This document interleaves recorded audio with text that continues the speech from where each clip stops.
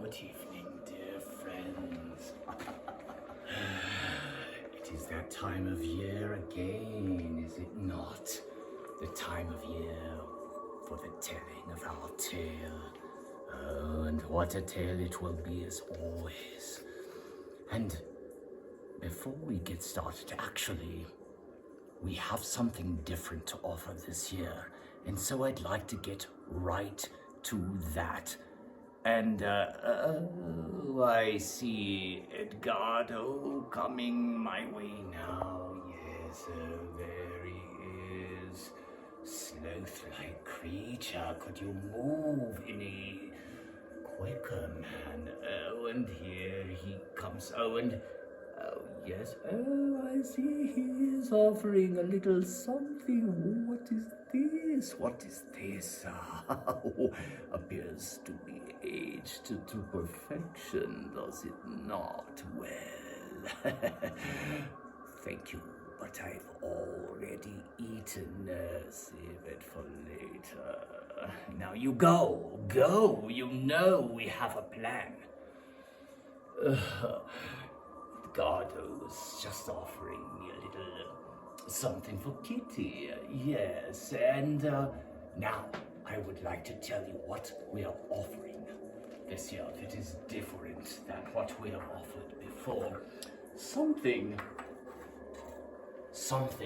that utilizes the most modern, the most rapid method of communication that will allow me to communicate with you, my dear viewers, my dear friends. So after we hear our tale for this evening, I will be able to communicate with you and convey your thoughts back to the rest. And for that purpose, we shall be using the most rapid, the most modern version of communication. I think you know where I am going with this. Yes, we will be using the carrier pigeon. Oh yes, so rapid. What is happening now? Edgardo is making his way to the bell tower, where, whilst I am reading, he will release the pigeon, and the pigeon will then fly to you, my viewers, and the pigeon will take your message about what you believe to be the moral of this tale. And then pigeon will bring the messages to Edgardo in the bell tower. Edgardo will bring to me, and I will read to all of you. Brilliant, yes? So, now, I think he is in position, so with no more waste of time, I offer to you now The Little Match Girl by Hans Christian Andersen. And I know you're thinking, oh yes, of course you knew him, you hung out.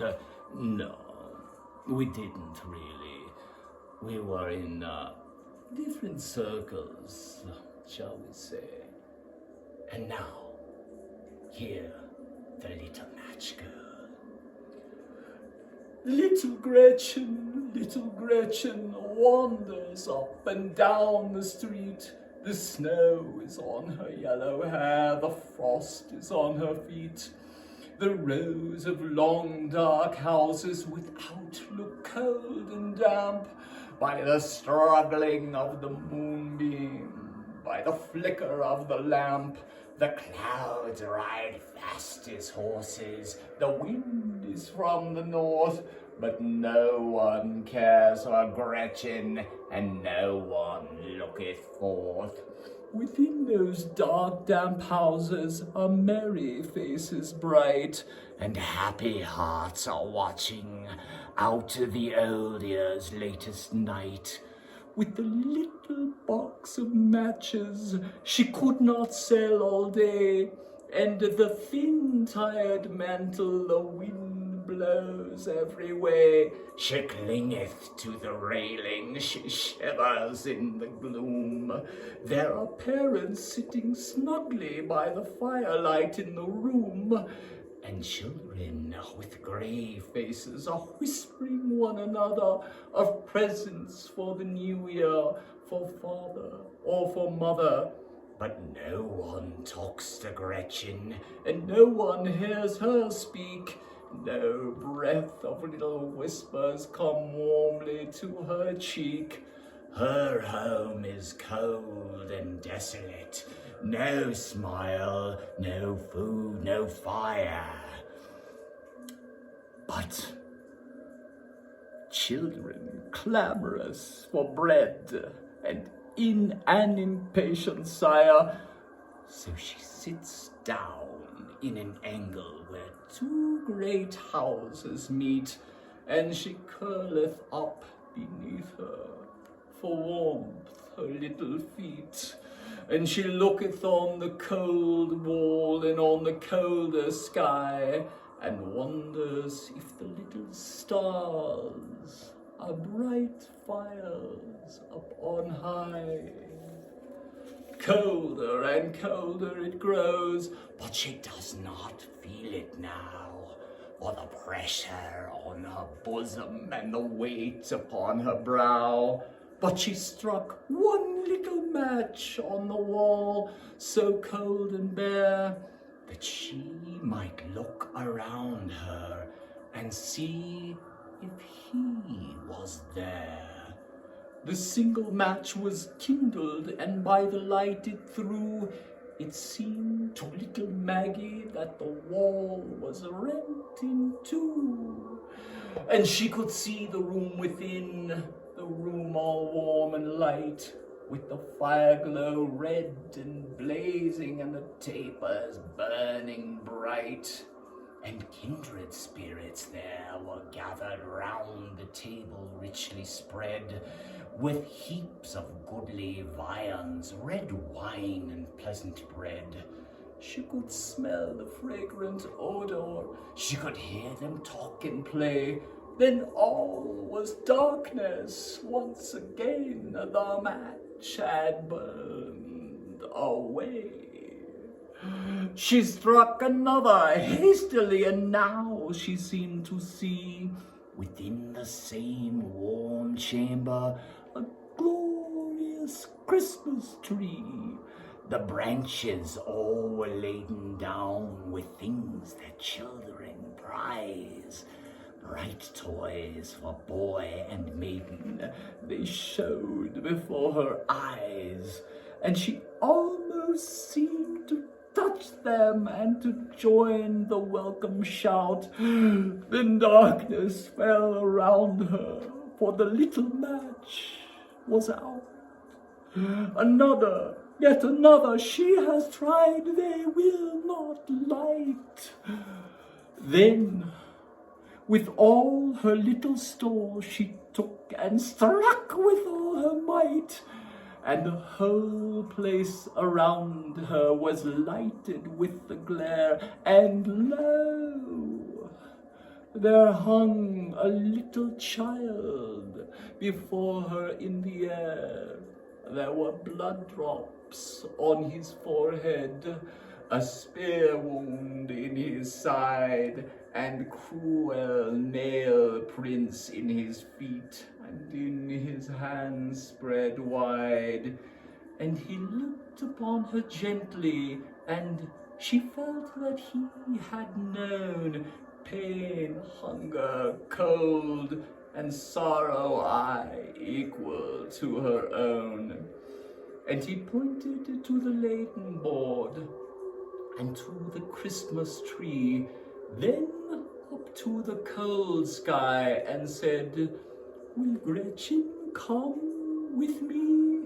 The poor child felt her pulses fail, she felt her eyeballs swim, and a ringing sound was in her ears, like her dead mother's hymn.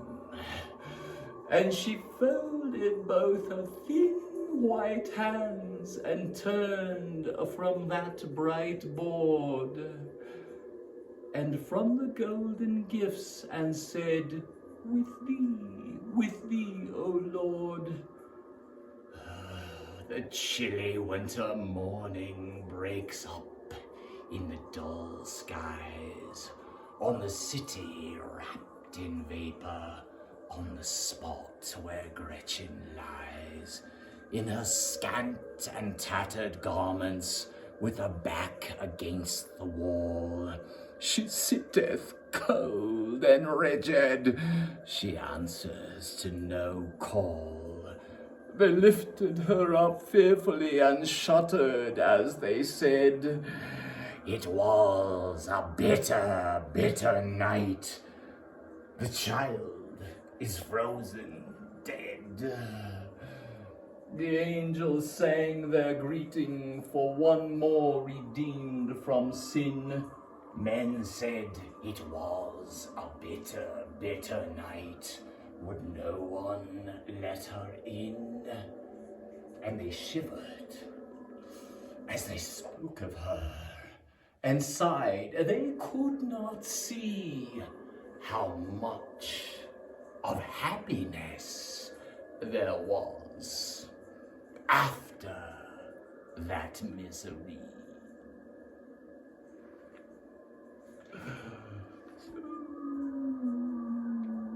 Now, I ask you, is it just me? Or do these tales that I tell you once a year get more joyous all the time? I think they do. I am near overwhelmed, but I know that now we are getting to the best part of what we are doing and what we're here for. And yes, I hear, oh, there he comes, yes, with alacrity. Put a move on, man. Here comes Edgardo with the first message from the pigeon. Oh, and thank you. I see that we have here the first of the sentiments from our viewers, all of you, my dear friends, as to what is the moral of this beautiful, beautiful tale that we have heard here tonight. And let me read this to you because I am so excited to see. Oh, I see. Well, this viewer says that the moral of this tale is children shouldn't play with matches. Well, I suppose that's right, isn't it? I'm not sure that's where we were going with that. Edgardo, would you get another message? Please, I would love to know. I would love to know what the next viewer thinks of this wonderful tale that we have had today, or this joyous tale. Oh, thank you. Now, you go. Go kill a rodent or something. Oh, I see. Well, this viewer has a different take on it as well. He or she perhaps says the following as the moral of this tale of poor Gretchen, found with her back against the wall. Frozen food keeps longer. Well, you can't argue with that now, can you? I'm still not sure that's where we want to be going. So, I think now, my dear viewers, it is time for our evening to come to an end. And again, I think You know I have a little custom of bidding you farewell, do you not? And if you wish to say it with me, when I now wish you, until next time, a happy all Hallows Eve.